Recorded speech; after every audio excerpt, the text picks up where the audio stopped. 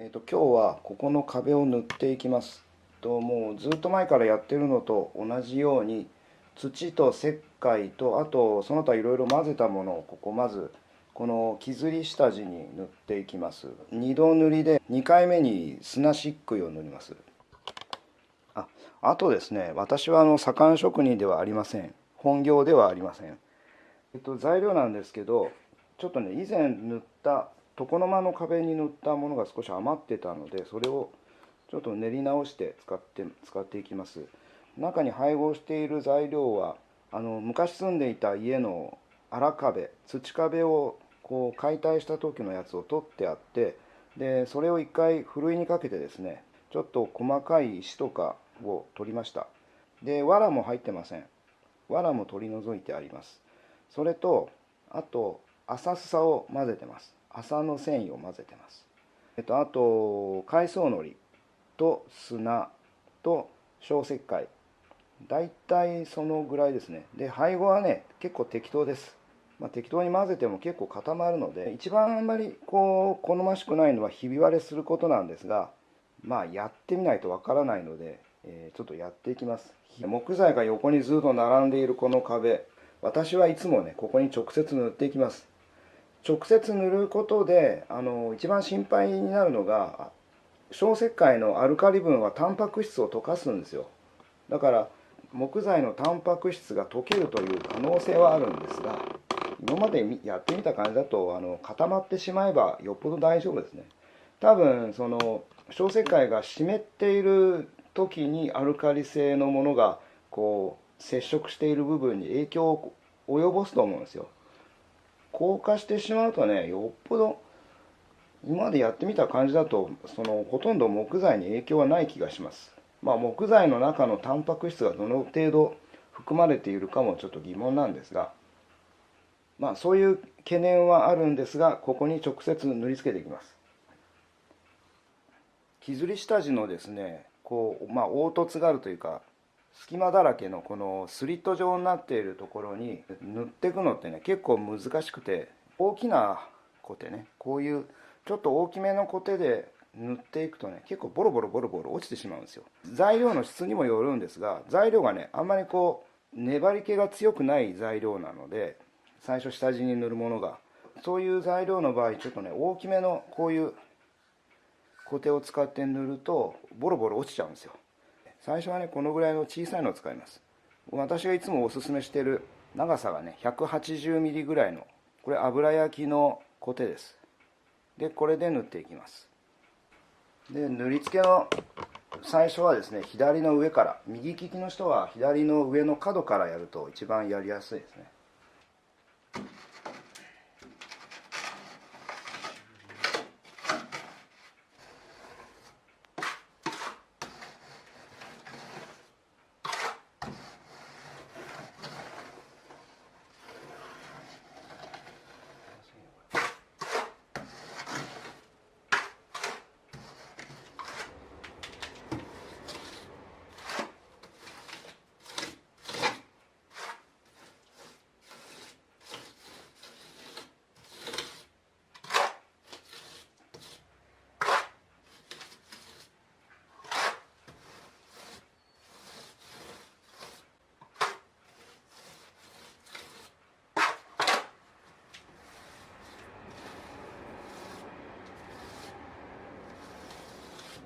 こういうね上の方を、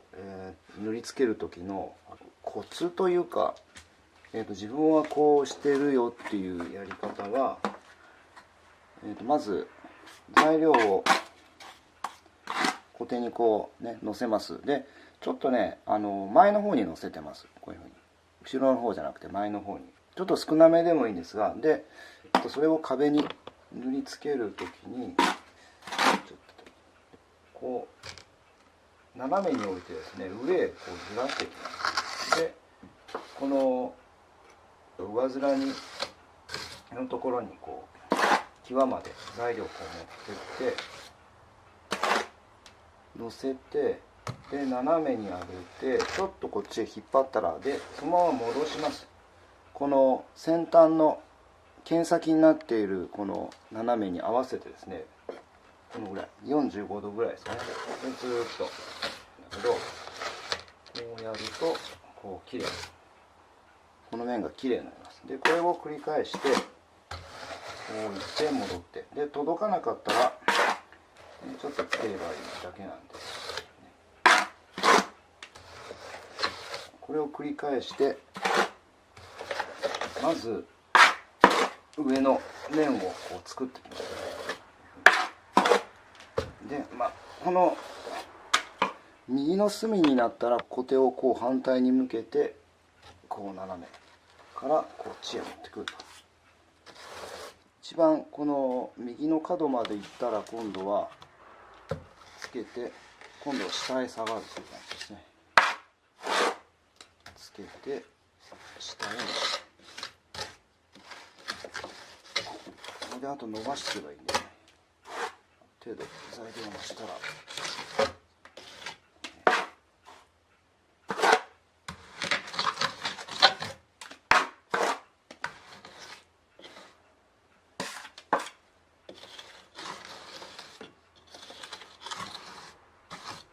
こんな感じでぐるっと四隅はこんな感じでやっていきます。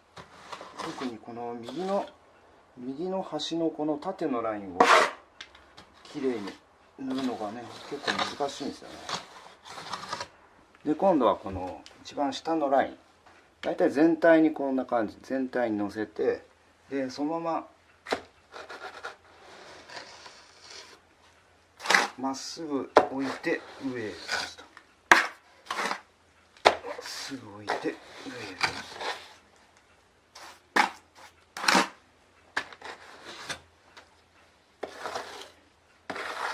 下のラインをちゃんと出してこう縦に使ってね、最後は縦に使ってずっと回していきます。でね、たまにちょっと石がまずいるんですよね。ちょっと大きめの石がふるいにかけてあるんだけど、これがねちょっと厄介なんだよね。でこういうの取った方がいい。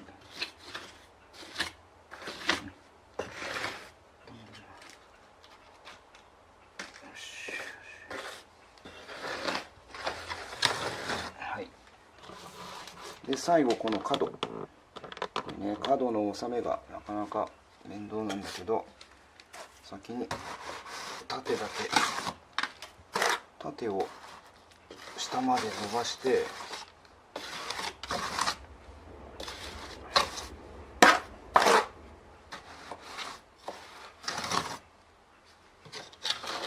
角はですねやっぱりこの剣先使ってこうね、剣先で合わせて上へ持ってきてと、コテのお尻の方を使ってずっとやるとこう綺麗になります。であとここの部分に材料を塗りつけるときはここの部分、コテのこの部分に材料をこう乗せるようにします。で合わせてするとこう収まります。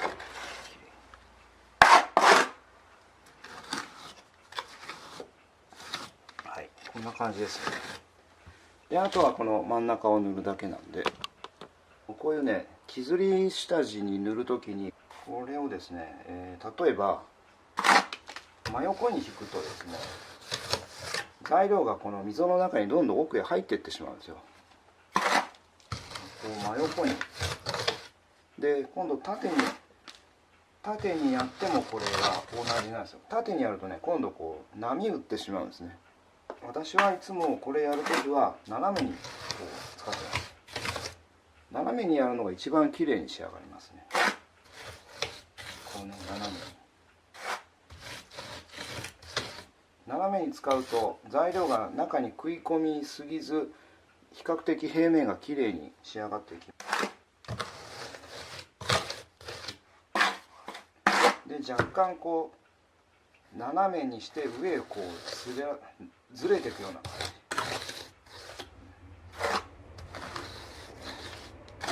わかるかな。斜めにこうじゃなくて、ね、斜めにこうなんですよ。こういう斜めじゃなくてコテを斜めにして縦に上げる。こういう感じですね。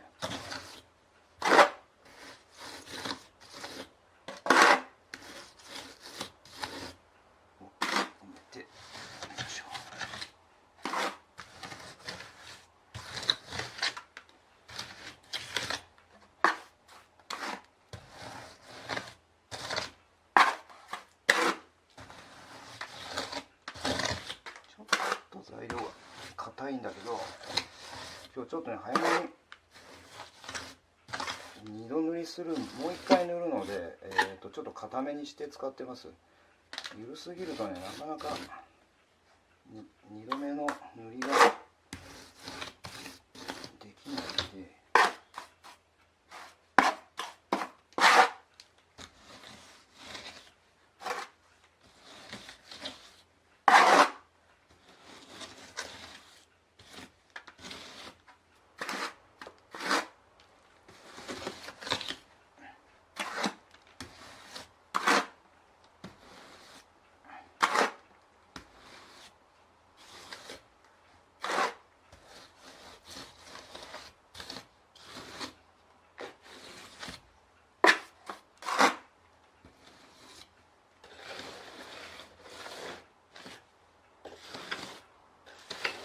1層目の塗り付けが完了しました。ちょっ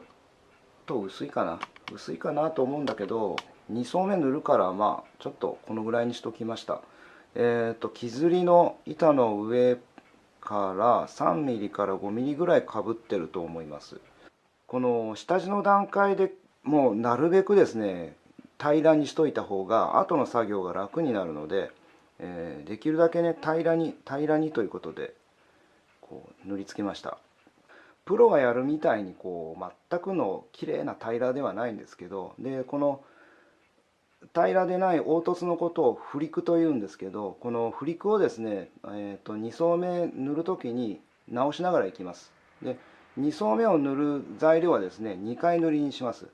1回目で薄くフリクをこうなくすように塗って、2回目でこう全体に平らにするという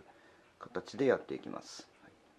左官作業はですねできるだけこう回数を多く取った方が最終的に綺麗な面ができます。慣れないうちはね、下地がガタガタこう凹凸が多い面に塗っていくのってね非常に難しいので、何層も重ねるとですね素人でも綺麗に塗れます。ただですね下地が完全に乾いた状態で重ね塗りをしてしまうと剥離することがあるんですよ、後で。で下地が完全に乾いてしまっていたら1回水でしっかり濡らして、それから2層目3層目と塗っていくっていうことをした方がいいと思います。2層目を塗る前にこの1層目塗った表面をねちょっと傷つけておいた方がいいんですよ。今回はですね傷をつけずに塗っていくんですが、このようにですね今日今、午前中のもうすぐ11時ぐらいなんですけど、これで午後から 2層目を塗ります。下地がある程度湿っている状態だと2層目がよくひっつきます。下地が完全に乾いてしまっていると付着が悪いので表面に傷をつけた方がいいんですが、今回はこの湿った状態で2層目を塗っていくので傷をつけることはやりません。翌日に2層目を塗るとかいう場合だったらもう傷つけておいた方がいいです。ハケでもいいんでね、ちょっと硬めのハケでこう表面をこすってハケ目をつけておくとかねすると2層目塗りの時の材料の付着が良くなります。2層目の材料が小石灰と傾斜の6号で、あと海藻のりとすさが混ざってます。でこれをまずしごき塗りします。細かい凹凸をこうならすような感じでまずこれを薄く塗っていきます。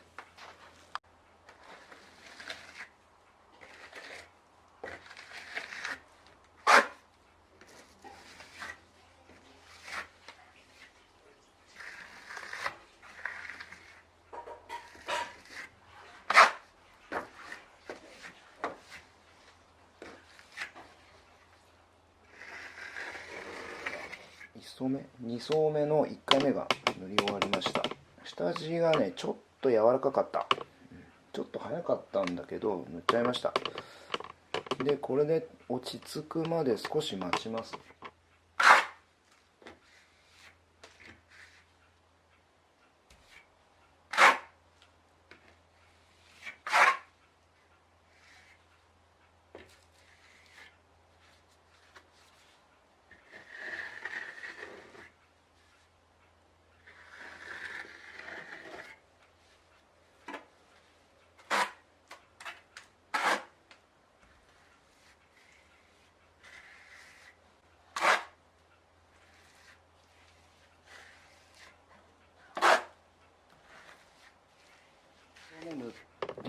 2層目が塗り終わりました。ここからですね、もう一回細かいこのフリックを直しながら、押さえていきます。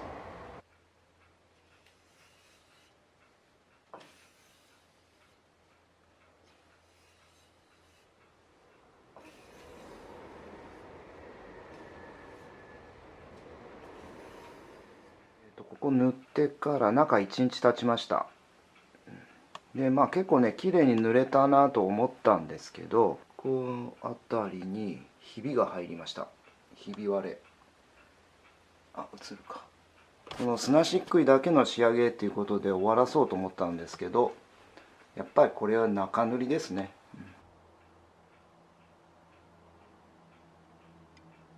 今回塗る珪藻土はこのプレミアムクリーンアップ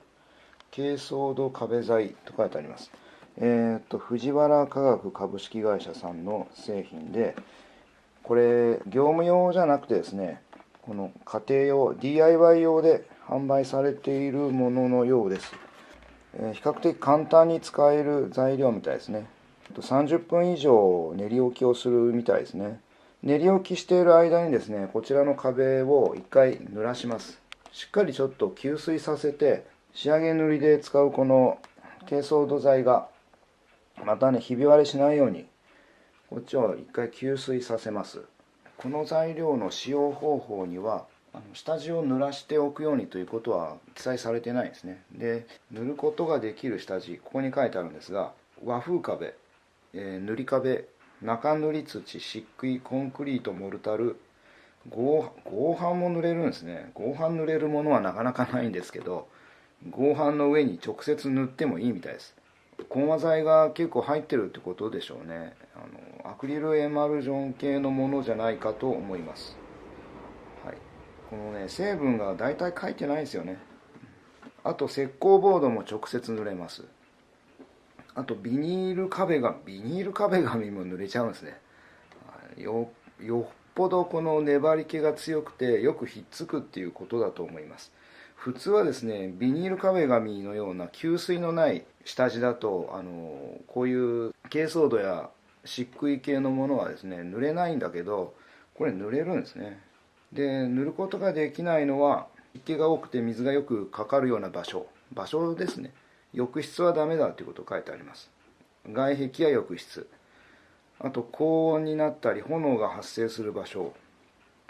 ビニール板、ガラス、金属など水を吸わない下地はダメだと。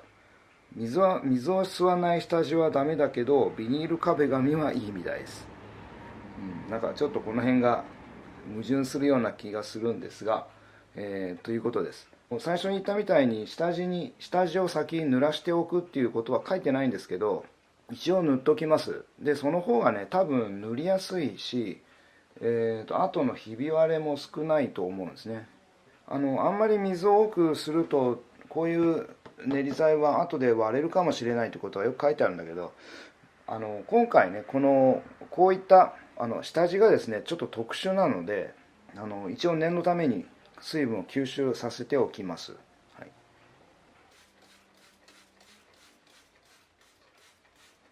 練ってきた材料はこれ。今から塗っていくんですけど、使うコテはいつも通りこの 180mm のこの小さいコテで塗っていきます。平らに塗るためにはですね大きいコテの方がいいんですよ。平らな面をもっとね長いコテなら一気にずっと平らにできるんで、こういう小さいコテだと平面を作るのが難しいんですけど、大きなコテはね、扱いが難しいんですよ。素人にはね結構難しいんで、私はいつもこの180ぐらい、まあこれよりワンサイズ大きい 210mm のもいいと思うんですけど、まあいつもこれ使ってます。使い慣れたやつで、これでまあある程度平らにはできるんで、これで塗っていきます。